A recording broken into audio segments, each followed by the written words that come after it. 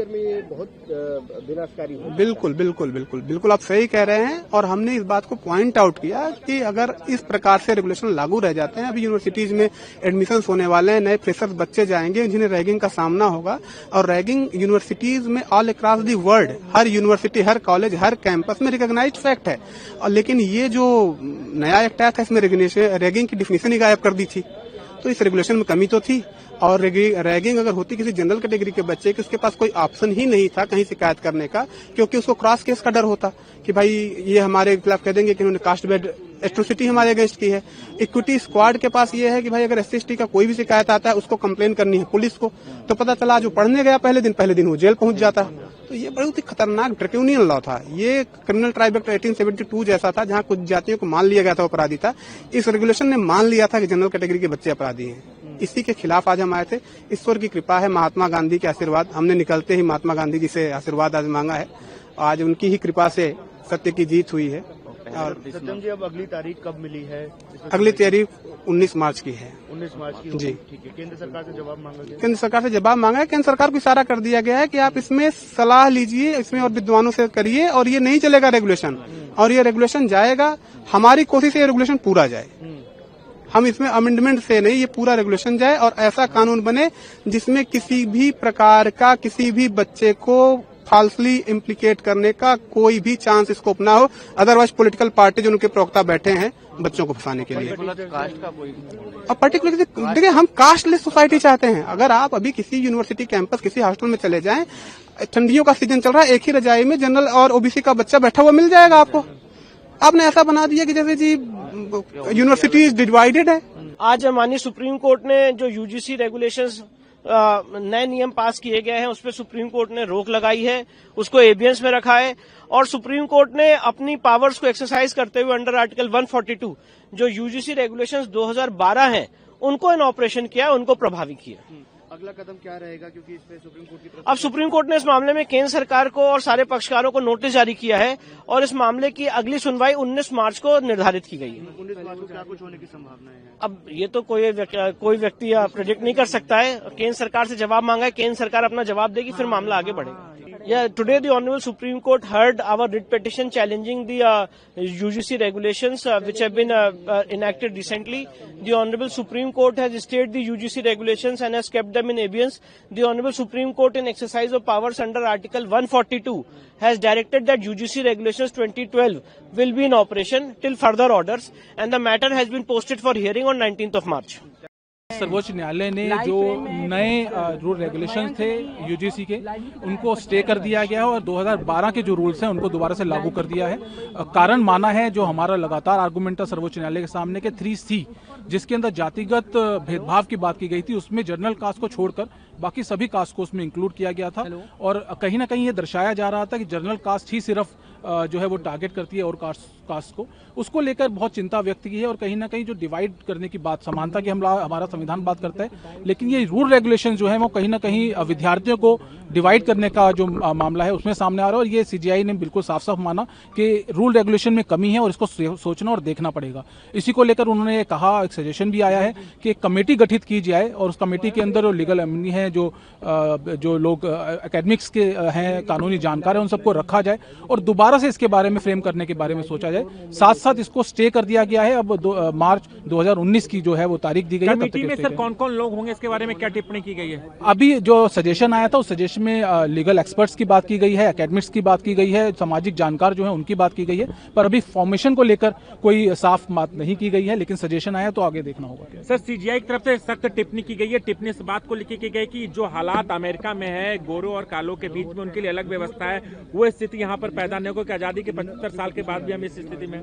बिल्कुल जस्टिस बागची की तरफ से ये बात आई थी और बिल्कुल उन्होंने बिल्कुल सही कहा जो हम लोगों ने बोला भी था कि भाई अगर इस तरीके के रूल रेगुलेशन जो कि 3C की हम बात करते हैं, अगर इस तरीके के रूल रेगुलेशन बनाए जाते हैं तो कहीं ना कहीं एक पर्टिकुलर कास्ट को टारगेट किया जाए, जिसको जनरल कास्ट हम लोग कहते हैं। और उनको टारगेट करने का मतलब ये है कि कहीं ना कहीं आप बंटवारे की राजनीति कर रहे हैं। और 77 साल के बाद अगर इस तरीके के रूल रेगुलेशन बनाए जाएंगे हमारे देश में, वो कहीं ना कहीं जो हमारा संविधान कहता है एकजुट रहने की बात, उसको कहीं ना कहीं आप उससे अलग जा रहे हैं।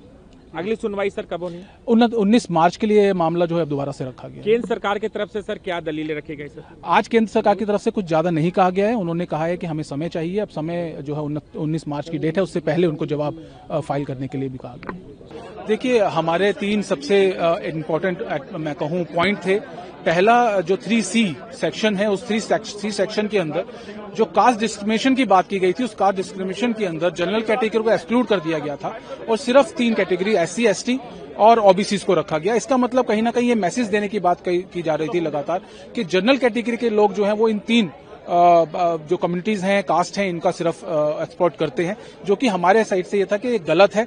Constitutionally it can not be possible और आप ऐसा कह नहीं सकते। और कहीं ना कहीं ये मैसेज, गलत मैसेज जो है वो इस 3C की तरफ से जा रहा था, जिसको हमने लेकर आज बहस की थी। और जो हमारे CJI हैं उन्होंने इस बात को माना कि बिल्कुल 3C जो सेक्शन है वो कहीं ना कहीं बहुत बड़े इंप्लीकेशंस यहां दिखा रहा है और चिंता जाहिर की और इसीलिए इसको स्टे भी किया गया। साथ साथ हमारा आर्गूमेंट ये भी था कि जो सेक्शन 8 के अंदर जो इक्विटी कमेटी बनाने की बात की गई थी, वो इक्विटी कमेटी की जो बनाने की बात है, हम उसको लीगली चैलेंज कर रहे हैं। हमारा ये कहना है कि उसको बनाने का राइट यूजीसी के पास नहीं है। वो कमेटी या तो यूजीसी सेंट्रल लेवल पे फ्रेम कर सकती है, नहीं तो कॉलेजेस के स्टेट लेवल के ऊपर वो कमेटी जो है फ्रेम नहीं की जा सकती। साथ साथ उसके अंदर जनरल कम्युनिटी का रिप्रेजेंटेशन को लेकर कोई भी बात नहीं कही गई थी, जो कि गलत है। जब सब कम्युनिटीज को आप रिप्रेजेंटेशन दे रहे हैं तो कहीं ना कहीं वहां पे समानता के अधिकार के साथ आपको जनरल कम्युनिटी का भी रिप्रेजेंटेशन वहां होना चाहिए था। इसके साथ आर्गूमेंट एक और था कि जो शिकायत करने की जो प्रक्रिया है, उसमें अगर कोई शिकायत झूठी करता है तो उसके ऊपर क्या एक्शन होगा, या फिर कोई शिकायत बार बार करता है तो उसके ऊपर क्या एक्शन होगा। तो इस चीज को लेकर भी यहां आज बात की गई और CJI ने इस बात को माना कि बहुत सारे फॉल्स हैं यहां पे जिनको भरने की जरूरत है। और इसी को लेकर एक सजेशन CJI की तरफ से आया। उन्होंने ये कहा है कि एक कमेटी यहां पे गठित की जाए, जिस कमेटी के अंदर जो लीगल एक्सपर्ट हों वो होने चाहिए, जो एकोमोडेशन हो वो होने चाहिए, जो सामाजिक कार्यकर्ता हैं जो इस सस्पेक्ट के बारे में नॉलेज रखते हैं वो होने चाहिए। उसको लेकर कमेटी बने और रूल रेगुलेशन को दोबारा से देखा जाए और ऐसे रूल रेगुलेशन बनाए जाए जो समाज के लिए, हमारी यूनिवर्सिटीज के लिए और बच्चों के लिए सही हो और समानता के अधिकार को मैनेज करते हैं। अब अगली सुनवाई किस तारीख को होगी सर? 19 मार्च के लिए सुनवाई रखी गई है। इससे पहले एक पिटीशन जो कि 2019 से चल रही है, जिस डायरेक्शन के बाद ये रूल्स बने थे, उस पिटीशन के साथ लगा दिया गया है इनको। और अब तीन आज रिट पिटीशन थी वो जो इनकी सुनवाई थी, और अब तीनों रिट पिटीशन जो है वो 19 मार्च को सुनवाई दी। Sir, the Supreme Court put a stay on the UGC. Yes, today the CJI has appreciated our argument as we are talking about 3 particular aspects. Yes. So today the CJI has appreciated our argument, and we must say that it's a very big win for us, as we have talking about specifically 3 particular issues. One is section 3C, which is talking about caste discrimination, and in that particular section the general caste has been excluded, the other caste has been included. So this particular section has been sending a message kind that these 3 castes, SC, ST and OBC, has been discriminated by general caste. So this is our argument before the CJI, and CJI appreciated our argument and specifically stated that yes, it is, you are saying correct, and this kind of section, if it is there, definitely it will be a very harsh and very discriminatory for the general caste, general people, and this should be amended, this should be rectified.